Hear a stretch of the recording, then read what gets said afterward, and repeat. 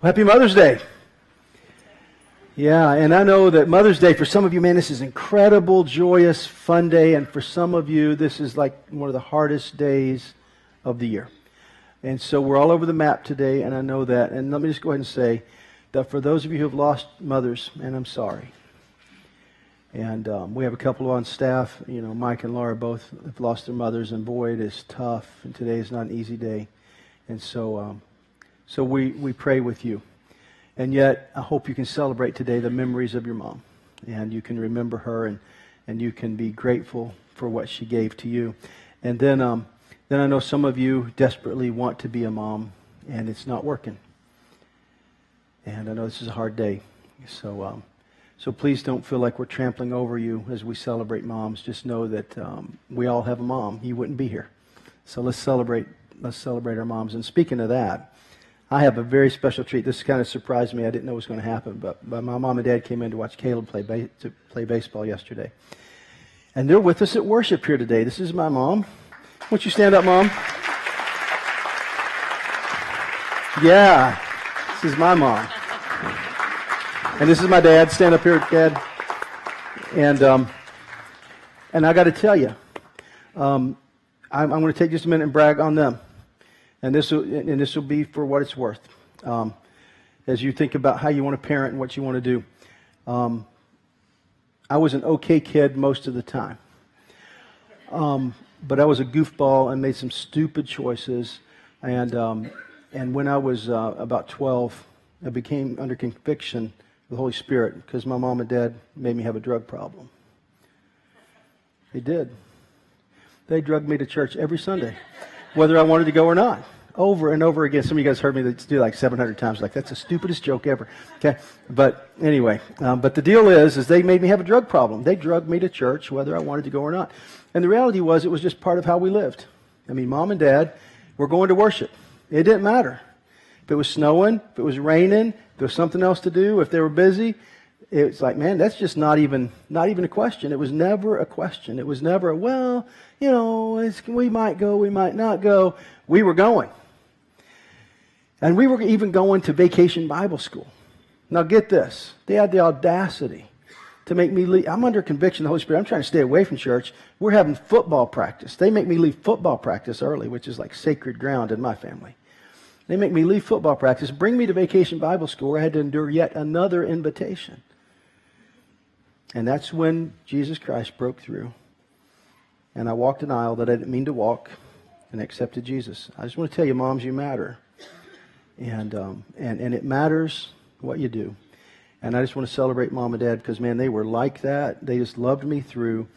And I want to tell you this, just real honestly. Phos Community Church, at least with me around, would not exist if it weren't for my mom. Because there was a pivotal moment. I don't even know if you know this, Mom. When I just really, this was a hard journey, leaving what I was doing because I loved what I was doing in a great church. It was the hardest thing I've ever done. And we were getting a lot of pushback. Julie and I were. A lot of people were just pushing back on us and saying, man, I don't know. And, and we had some people that was really angry and a lot of stuff. It was hard. It was really, really hard. And I was kind of backing up a little bit. And on the phone one night with my mom, I just talked with her. And, Mom, I just told you, man, it was just hard. And she basically said, now you know how God wired you. You know that you're supposed to do this. Don't you let somebody else stop you from doing what you know is right. Thank you. Thank you very much. That's the power of a mom. That's what you can do.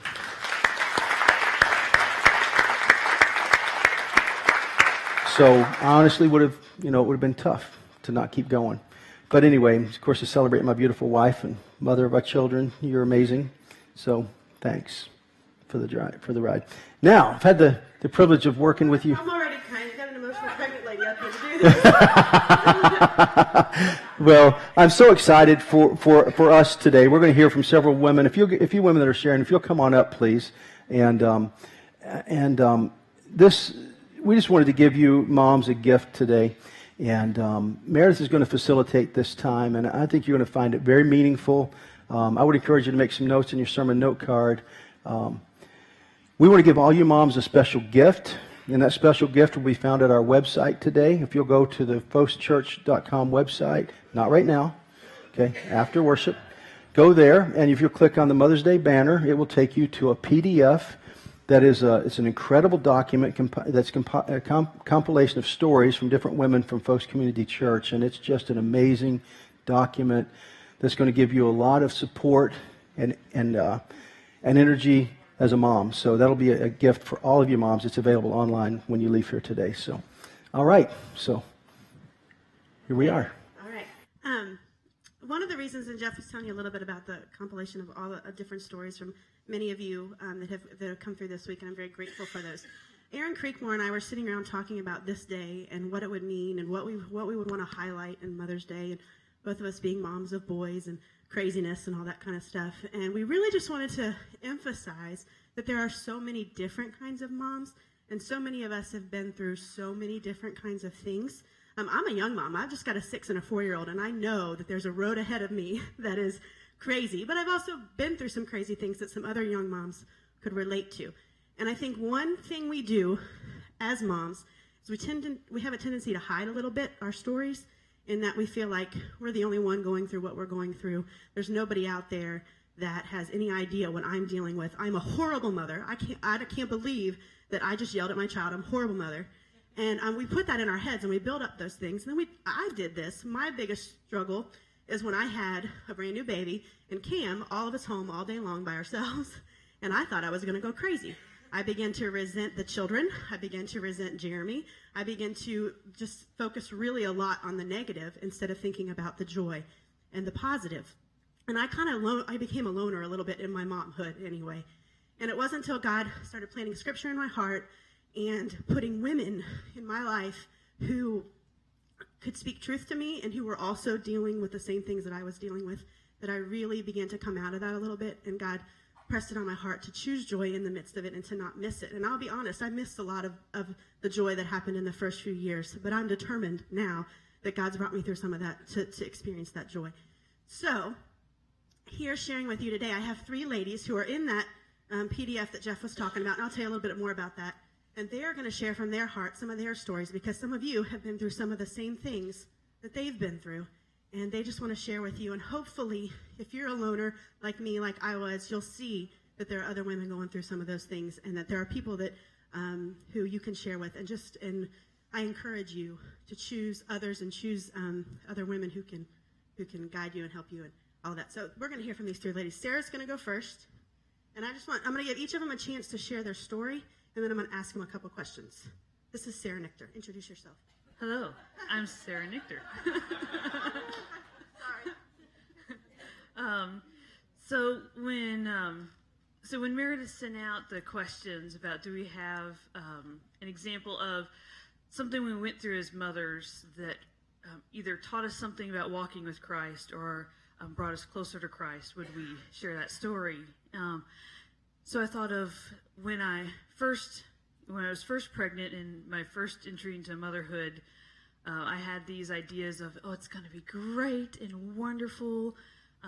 When I got pregnant, this is perfect. I feel like I've read all the books. Like if I want to know something, I'll find all the information I can about it. So I had books upon books upon books, and I just read them all the time. So I was like, I know everything to expect when you're expecting. And I know everything to expect in the first year. I'm ready. What I didn't think about was all the things that could go wrong that I have no control over. I thought of the things that could go wrong, that other genetic things that I don't have any family history of, so I thought this will be perfect, no problem. I'll have a perfect pregnancy.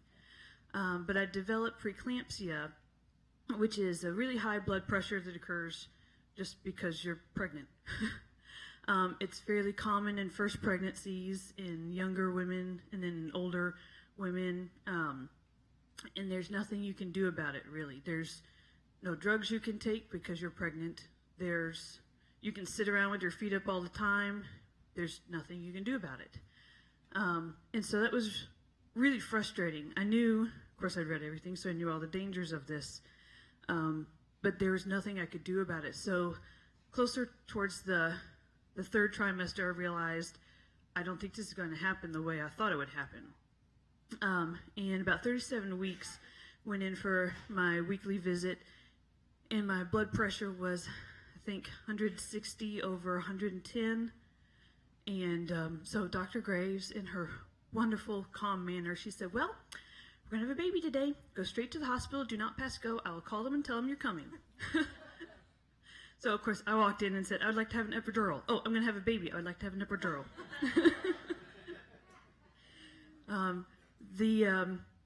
Early on in the process of inducing, things didn't go as planned either. Each time I would have a pre-labor contraction, the baby's heart rate would drop. I point this way because I think of looking behind me to the monitors that were behind me I felt something like, oh, I think that's a contraction. So I looked at the monitor, and the line for me went up, the line for the baby's heart rate went down. And I know that was a problem.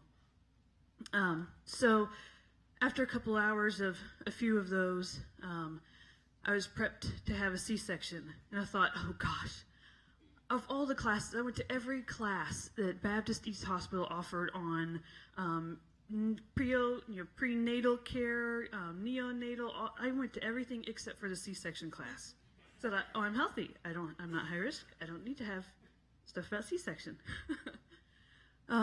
So I was prepped to go into the ER, and the surgery went as normal as a major surgery that cuts you in half and pulls the person out of you can go.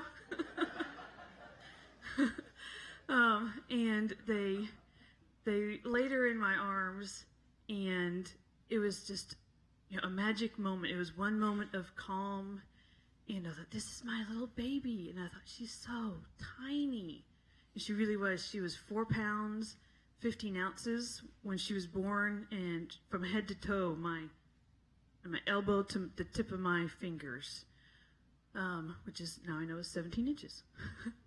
And she was just so small, and she had some problems to begin with. She didn't eat very well. Since she was born by C-section, we got to stay in the hospital for long days. It was very long days. The next morning, we went to her first pediatrician visit, and I thought, this is going to be great. They're going to tell me how wonderful and beautiful my little baby girl is, and it's just going to be wonderful, and we're going to go home and take a nap together. And the first thing they do is take the baby's temperature, and her temperature was 93 degrees. I still remember just the shock of, I heard what she said. I thought, that's not normal, right? And I thought, wouldn't you be dead by then? And then I thought, oh my gosh, like if my temperature was 93, I should be dead by then. So again, they said, go straight to Kosare, do not pass go, we'll call the hospital and they'll be expecting you. So she stayed at Kosare for 5 days. And the first couple hours we were there, they thought infection. So they had to take blood, do a spinal tap. I remember holding her tiny, tiny hand as they put a huge needle in it for the IV. She just laid there so calm. She didn't even cry. They said she didn't even cry when they did the spinal tap on a baby that was 4 pounds, at that point 5 ounces. And now I think how silly me, like long story short, she didn't have an infection, but at the time, everything was totally out of my control. All I could think about, well, if it's meningitis, if it's this, if it's that, then what, then what, then what? But there was nothing I could do until we knew for sure. And so all I could do was trudge to the hospital every day, moving really slow. This is the C-section shuffle. I did that twice. And just to hold her and pray. I began to pray for things like, Lord, don't let it be spinal meningitis. Lord, don't let it be a brain infection. Lord, don't let it be. And I was thinking all these terrible things that could have long-term consequences. I just thought, what am I going to do if it is or if it isn't? So all I could do was just pray, Lord, get me through this. Give me the strength to get through this. And it just came down to, it was probably the first time in my life, all I could do was just trust God. If I didn't trust God to get me through it, to provide whatever it was I was going to need to get through that time, then I wouldn't get through that time. I'm a planner, and my typical relationship with trusting God meant I would ask him for something and then start doing whatever I thought I needed to do to make that happen. But with kids, it doesn't work that way. You could ask them for something, and you could start doing what you think you need to do to make it happen, and then they do whatever they think they're going to do. Or I don't know if they think, they just do what they're going to do. And so even, 5 days, it came down to there was no infection. She was just dehydrated. She didn't eat very well, couldn't take in a lot of food at once. And so we took her home. And so for the first time, knowing all these things for the first time, it was scary thinking, if I can't get enough food in her and keep her warm enough, then I might lose her. And I started a habit of I cannot sleep without checking on my kids one more time. And I put and feeling what their temperature is, and then I can sleep. Thank you. So through that time, and I heard you talked about prayer, how did you manage to find Christ in that moment? Because I know when things don't go my way, I tend to get very angry, and really sometimes he's not the first person, I that's just being honest. So, how did you in that situation find that moment where you could talk to Christ? Well, I really did think about how could I affect what was happening? Did I know people that could? If I couldn't, did I know people who could affect what was happening? If not, then what? And I thought, well, the only person who can really affect anything that's happening is God. And so then that was when I just started praying, and not even just, Lord, make it go my way, because it's a really selfish prayer, and I just from experience, I know that's the worst thing to pray, because I think it should be a certain way, but that's not, I have no idea if that was really God's plan. And so that started with that desire of, I've got to change this and I've got to make it go my way, but then realizing the only one who can really change it is in God, and then really whose way is the best, mine or his? His. If you could give, ladies or just all of us in here some advice on how, during crisis and during those kind of things, or what God taught you through that that you could teach them or share with them some advice. I found the best way to trust, blind trust, I don't think is very useful, but prepared trust is what I think helps me be a better Christ follower and a better mother. And so in terms of study my Bible, talk to him every day, that helps me be prepared for whatever is coming, and then trust that he's going to fill in the gaps. Recently, now, Caroline is almost 9. I think I'm so lucky, because to look at her, you'd never guess that she had such a rocky start. And I think that's evidence of trust. And I know it's not going to be rosy and easy from here on, but I'm prepared for whatever's coming, knowing that he's going to fill the gap. Thank you, Sarah. This time I'm going to let you introduce you. Go ahead. My name is Robin Mueller Carpenter, and my journey to motherhood is a whole lot different. I married my husband, and with that, I got a 37-year-old, a 14-year-old, and a 6-year-old, all by 3 different people. And so our journey started, number one, by being in church. And my husband had been in the Catholic faith and had kind of fallen away from that. And I told him that I'd been in a failed marriage, and that I was not going to live my life without having God first in our marriage. And so the very first thing we did was to try to find a church. And we did that with we only had 2 boys at home, and they were a challenge. And they just through the whole thing, you know, you think you've got to think about what you wish for. And I've always wanted to be a mom. And by my choices, where I was from a failed marriage, which I also took care of some other stepchildren, that joy never really came to me by the way of giving birth. But I can honestly say that being a bonus mom to just some awesome kids that have allowed me to kind of rule the roost by saying, we are going to church. We are going to become the best dysfunctional family we can be. And so from that, I don't know if anybody knows or not, but my middle son, Ryan, his mom passed away when he was 2 weeks old.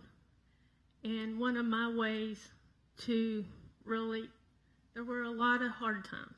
There were a lot of hard times with school, with, you know, I'd never been a mom of children that young. And so, you know, with homework and the challenges of just all kinds of things with the way they were brought up before me. And so I would go many times, and Ryan was probably my biggest challenge, and I would go to Rest Haven and have talks with his mom. And with that, I was at peace, because I felt like, you know, I came into the relationship and the kids thought I was going to be their friend. And when they found out that we were going to have rules and we were going to try to pull all this together and try to make something out of a big old mess, I just had to have some help. And without having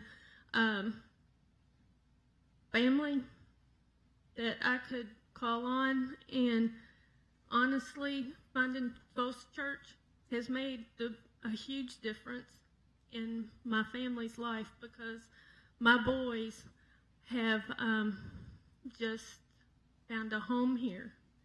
And I'm just so proud that Phos takes the dysfunctional and makes us feel so welcome.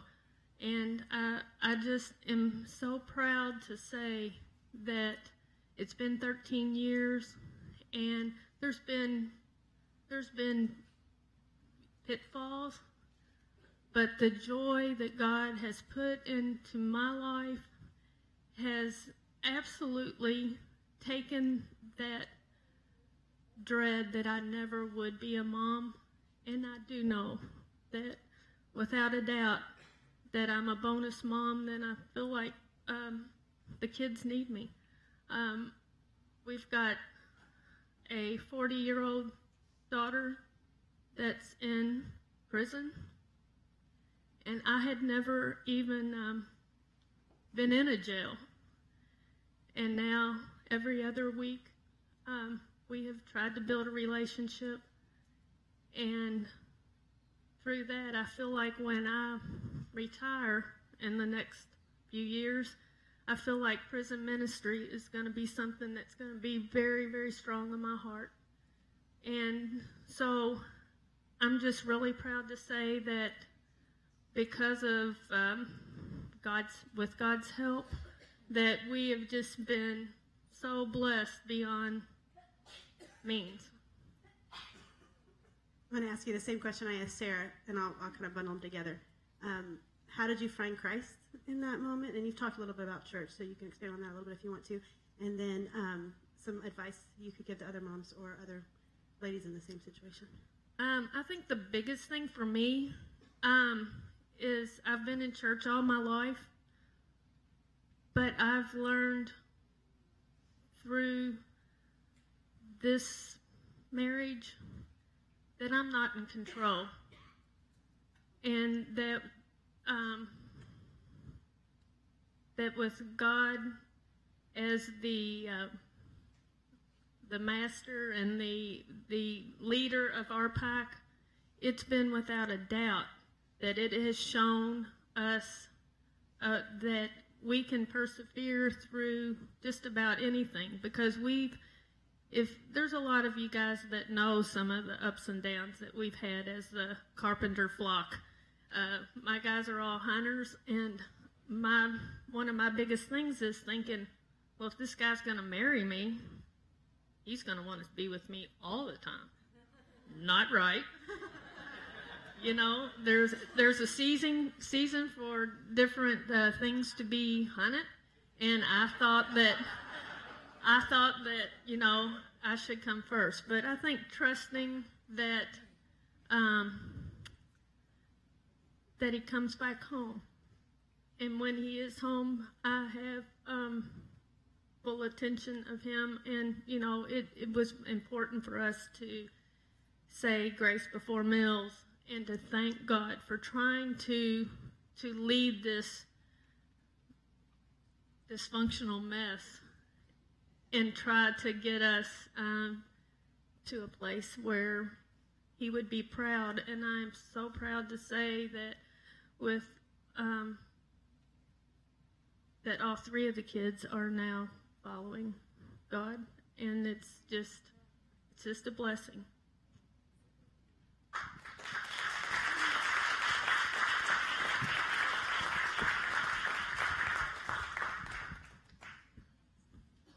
Hi, my name's Lee Kinley.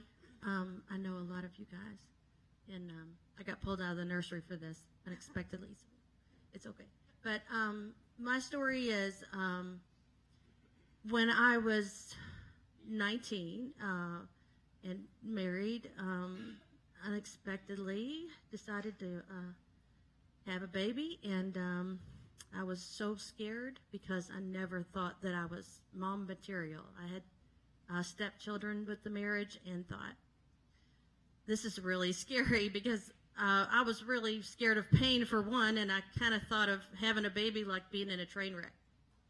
That was my fear, was that strong. I was so scared of actually the birth process.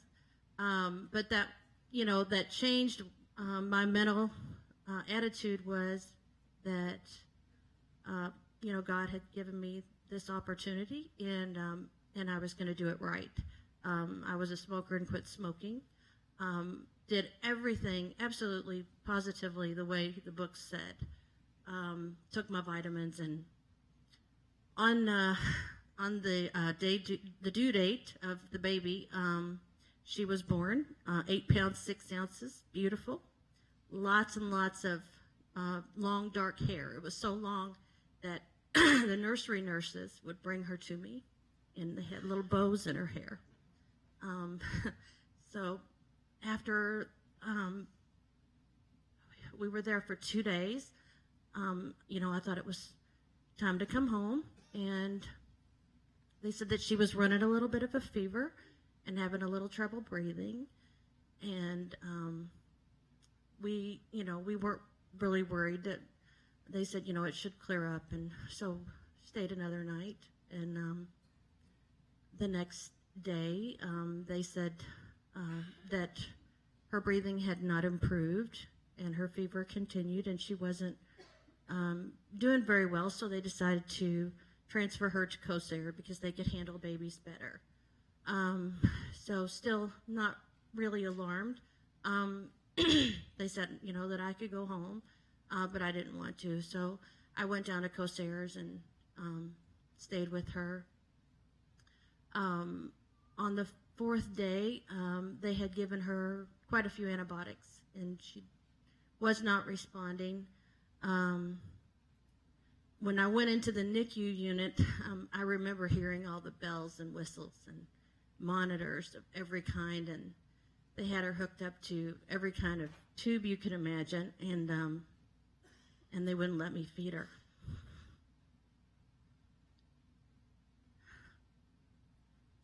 So, anyway,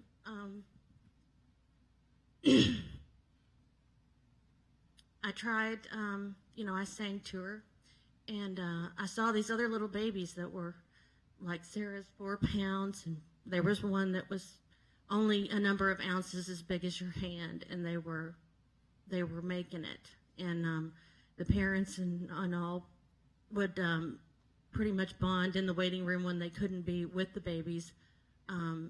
We would pray, and it was amazing, the gift that God had given me. I couldn't believe every day that she was here, I loved her more and more and more. It was amazing. I thought I loved my mom. I thought I loved my dad. And then when she was born, I could feel God's presence with the immense ability to naturally, from my heart, just love this thing more than anything. And I couldn't believe that I was given that gift. And, they're so innocent. They come in and not knowing anything. And they, the doctors would even try and console you, saying, they don't know what pain is. They don't know the difference between pain and joy. They just don't. But, when I held her and fed her when she was born, I was given the gift of this pure, innocent love, straight from the heart. You just can't imagine how strong a realization or a revelation that you have, that you could love something that much. And on the 6th day, the doctors pretty much told us that she wasn't going to make it through the night. I had been through 3 days of no sleep, and they were worried because I had just given birth that my health would fail, and I said, I'm here, I'm staying. But I grasped and held on and prayed. And I realized in that time that God was trying to prepare me. He wanted me to appreciate life, and that everybody in your life is such a gift for every second that you have them, and you have to appreciate them. Because when I was young, like everybody else, I took life for granted. We're bulletproof, and we don't ever think that we would lose people in a moment. And I thank him for giving me the gift of appreciation of life, the incredible gift of being able to be a mother. And everything is for a purpose. I can't thank him enough for letting me feel that love. And it's just amazing. It's amazing what God does for us. We make it through with him. He doesn't leave us, even though we have loved ones that we lose. He doesn't ever leave us. He's always there for us. And I thank him for the love and the privilege of being able to know Rachel. Her name was Rachel Kelly, and she was beautiful. She was my beautiful gift, and she enlightened me. And with God's help, I've made it through that, and I wouldn't have. So that's my story. How that is so much pain. I can't imagine. But how is it possible to still find God and to still seek him in those moments with all that pain? How is that even possible? It's a big question.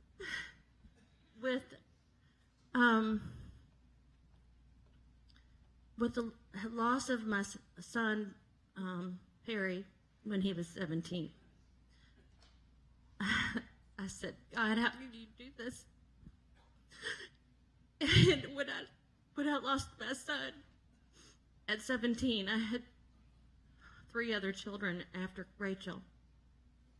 He touched my heart. I prayed to everything that I could think of and begged that it wasn't true. But when he took him, I said, I can't do this. I can't make it through. And I asked him, and I prayed, and hours I prayed. And he had the Holy Spirit. I mean, I was totally, completely at a loss. I didn't think I could live another minute. And I felt him. He made it was like a warm hand, and I'll tell you, he touched my heart. It went through my head, down into my chest, and it was like a hand laid on my chest and calmed me instantly. And I was at peace, and I knew that my children were in heaven at peace, and I didn't feel bad. It was okay.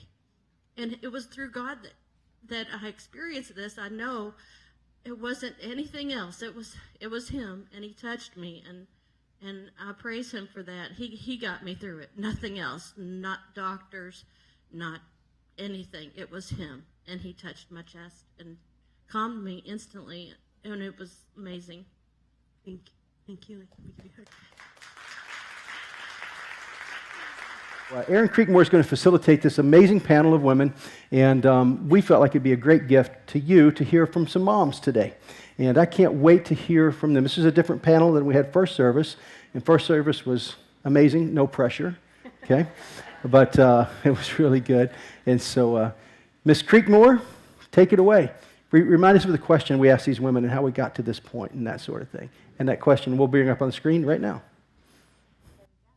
All right, because I don't remember the exact wording, and that makes me nervous.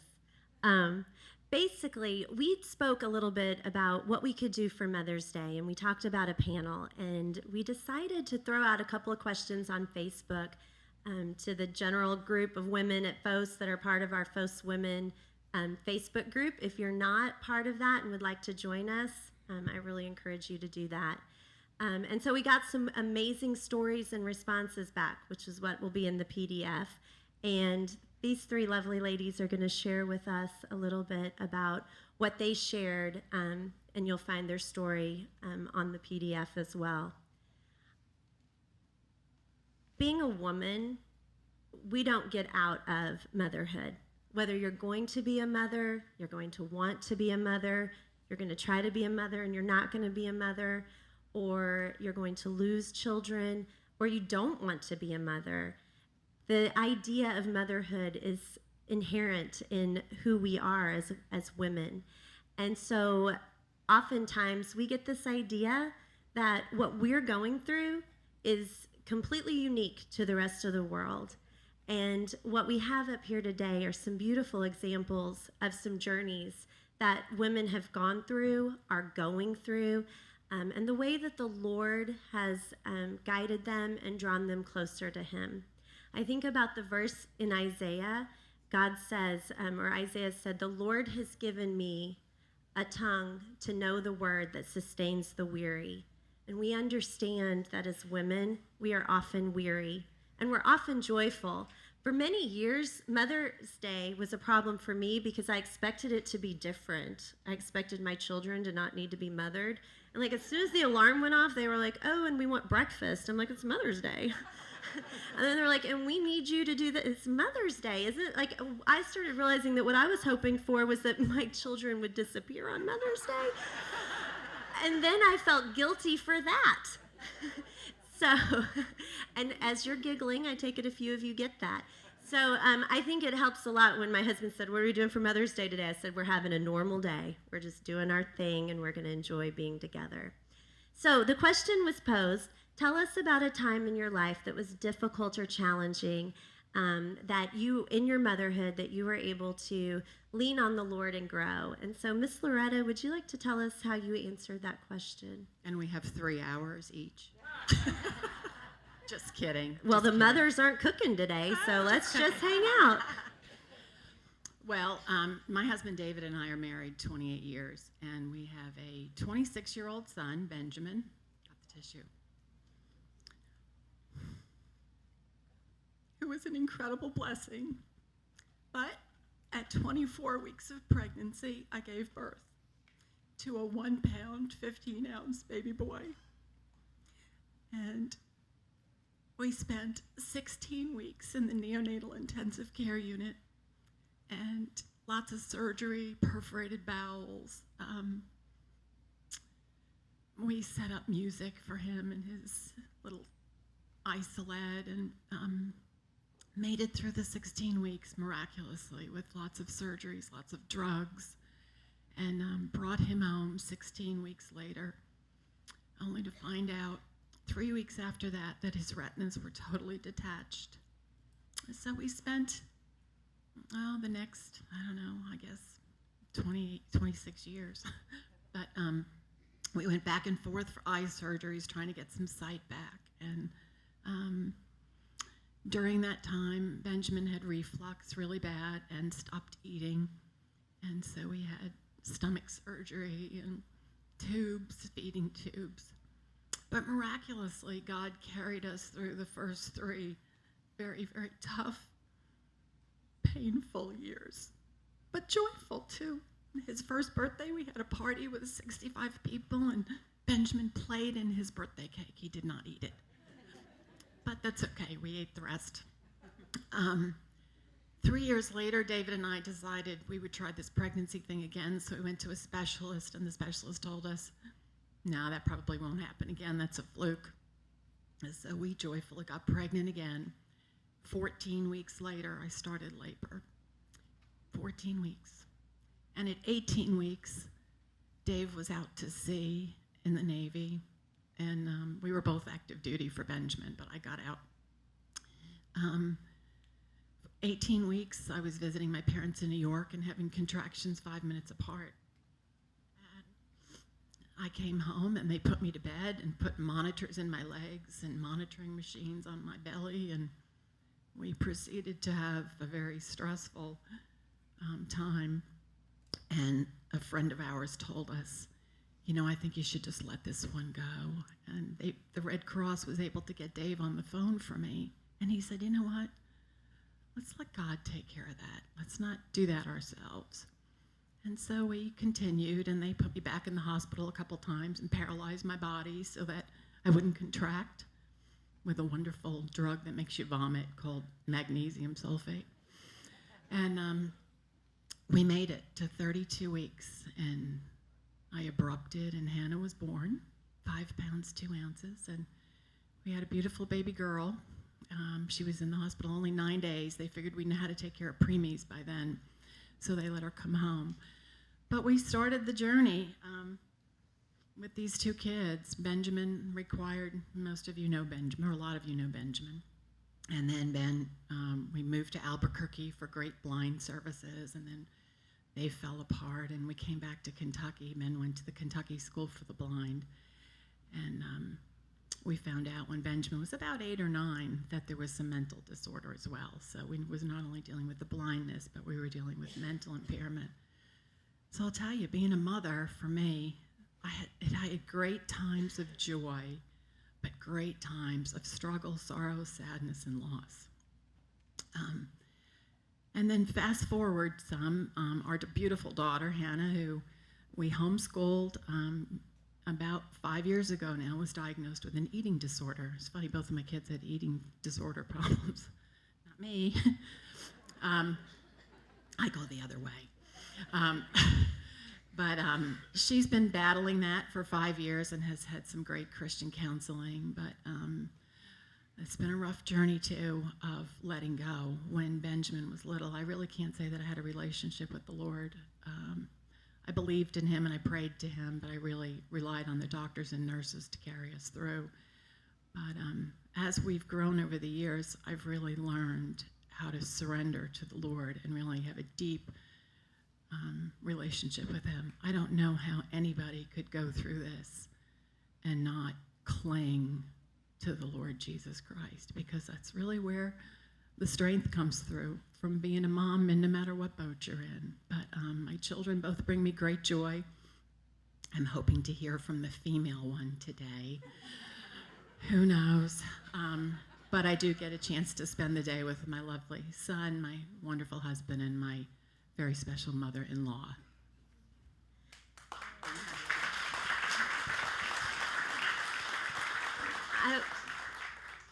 I would just like to add, Loretta has an amazing gift because of, I'm sure not just because of, but in part as a result of her journey at offering grace in very difficult times. And so during one of the most difficult, darkest times of my life, she came alongside of me and loved me. And I just have to say that she is an absolutely beautiful woman on the inside and out. And so if the hard journey is any evidence of what comes out on the other side when we trust in the Lord, then beautiful lady, you are fabulous. I love you, Erin Creekmore. All right. Shoo. All right, Miss Jeannie. I'm Jeannie Curry. My road to motherhood was kind of slow, but then it went great. Dwayne and I had been married about 7 years when we decided it was time to start our family. And at that time, I was 38, almost 39 years old, and a little worried about all the health issues that they say come along with advanced stage of the mother. So I was very worried about that, and also worried about the process of getting pregnant because of my age. And so we decided 1 month we need to start our family. The next month I was pregnant. And very smooth pregnancy, everything went great. When my son was born, I'm counting all the fingers and just checking him out, and he's just wonderful, precious boy. And we wanted to have more children. We were unable for a while and did some fertility treatments, and that resulted in a miscarriage. So it had always been on my heart to adopt. From the time I was a young teenager, I had just had a heart for orphans and wanted to adopt someday. So we decided, this would be the time that we needed to pursue adoption. And because I had lived in Hawaii for several years and just fallen in love with all the little Asians over there, I wanted to adopt from China. But one of the big reasons for China was because the adoption process with them was so fast, 9 months from start to finish. Not for us. It was about 2.5 or 3 years, maybe even up to 4 years from start to finish, because about the time we started the process, China was slowing things down.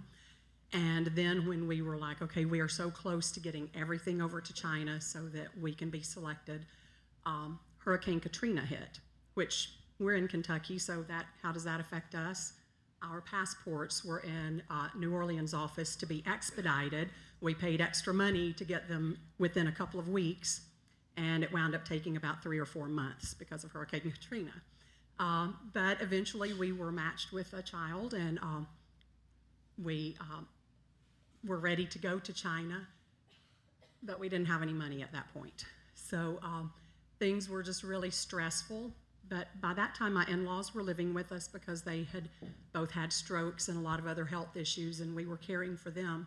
And my mother-in-law said, I've got a lot on a golf course down in Alabama that I always wanted to build a beautiful house on, and I realized that's not going to happen. So I want to sell that and give you guys the money to finish your adoption. And about a week before we were to fly over to China, the sale went through, and we had the money to adopt our precious daughter, Kia, who is 9 years old now. Keegan will be graduating this year. And God has just blessed us so abundantly. But one of the big things I learned, have been learning all my life, but especially through the journeys with Keegan and Kia, is that God's timing is perfect. I mean, the whole time we were, getting our paperwork ready and wondering why things were going so slowly, it was just so easy to say, well, maybe God doesn't want us to adopt after all. Maybe that's not where he's leading us. But I still had that feeling in my heart that that was what God wanted for us. And so as we waited on God's perfect timing, we got the perfect child for our family. And I just praise God for that.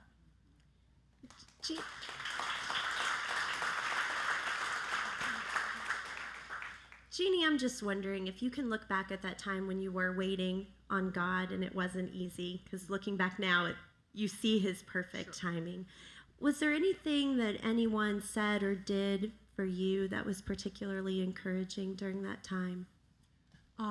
Well, at that time, I was in Sunday school with you ladies at Crestwood Baptist, and just you guys and a lot of other people that knew me, I mean, they would ask, how are things going? And if I would tell them, well, we don't know, things are really going slowly, they would say, I've had people say, well, I'm praying for you. I know God's going to work it out in his time. And that really helped. And then just through other experiences, and even before that, I knew in my heart that it was in God's hand, and that I couldn't do anything to speed it up. For one thing, I couldn't buck the Chinese government to speed things up, but even if I could have, if that wasn't what God wanted, then I didn't need that. So Thank you.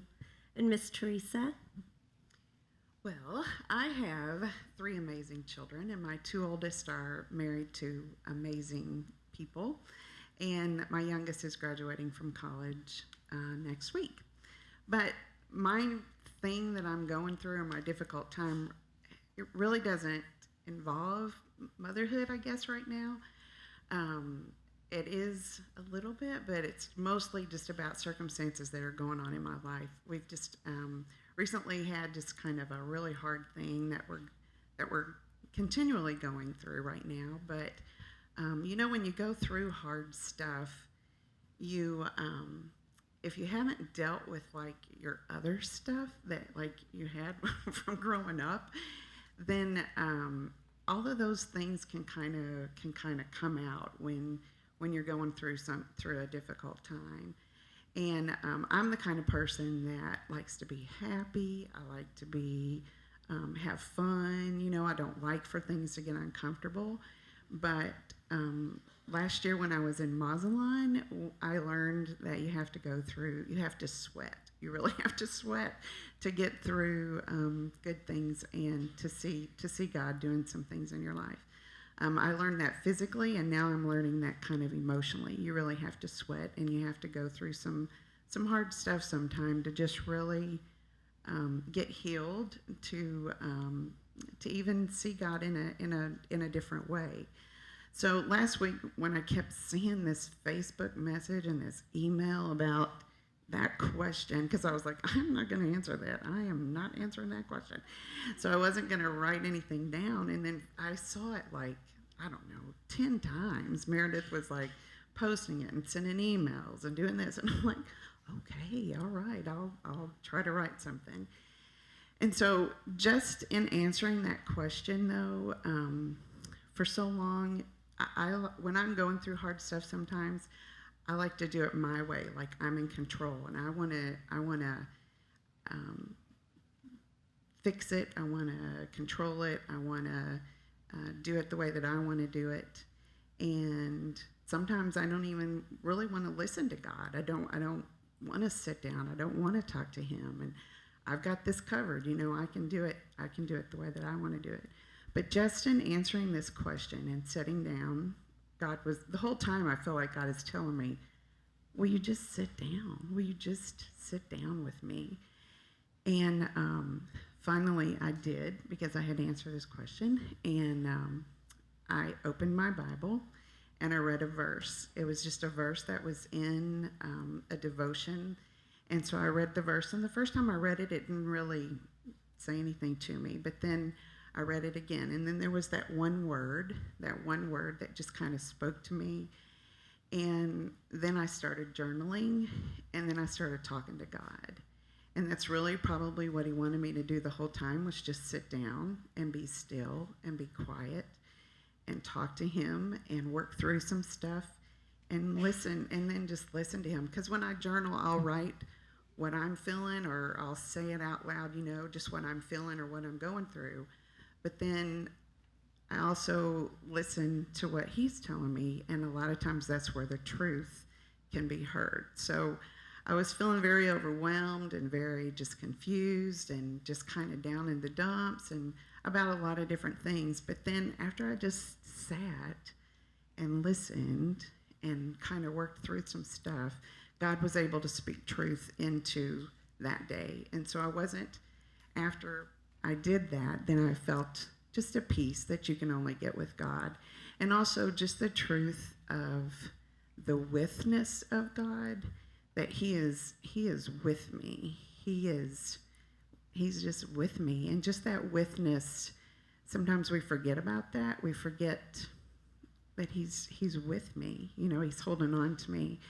And that was just a very powerful thing for me to come to that truth again, that He is with me, He is with me even when things are good. He's with me when things are bad. But just, I don't know, just remember to just sit down and be quiet and listen when you're going through hard stuff, because I think it's in that moment, in those little moments, that God can speak what he wants to speak to your heart.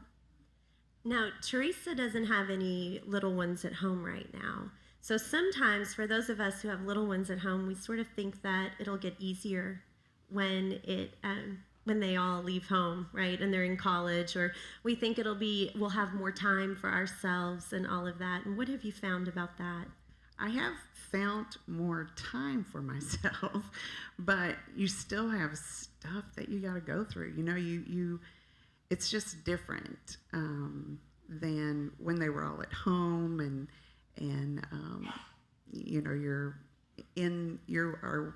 identity is with your kids. You're just doing everything that they're doing, and you're involved in things that your kids are doing, and you know. So anyway, I'm not sure. I know I didn't answer your question. She did wonderful. Pass for Ms. Teresa.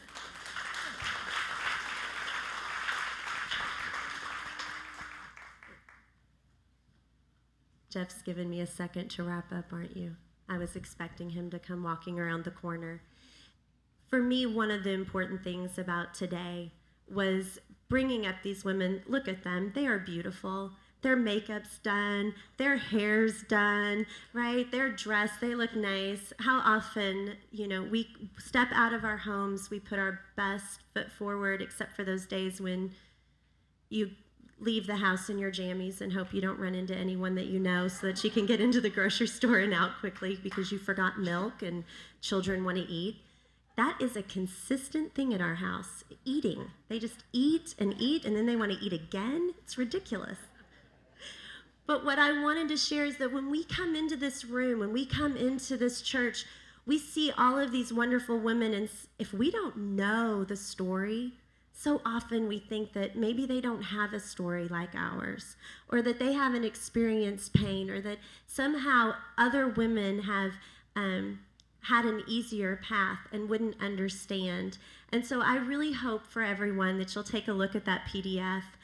There are so many tremendous, incredible, beautiful women who love Christ, who have amazing stories here. And if you are going through something, there is someone here who can put an arm around you, cry with you, laugh with you, share with you.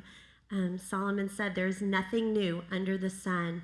I don't know what your struggle is, but I promise you, you are not the only one. And so today, if you're feeling guilty because you should be enjoying Mother's Day, but you just don't, or whatever it is, or if you're enjoying it and you feel guilty because you're enjoying it, let's let go of the guilt. Let's just love each other and encourage one another, and know that there are lots of women here in this place who are available to us.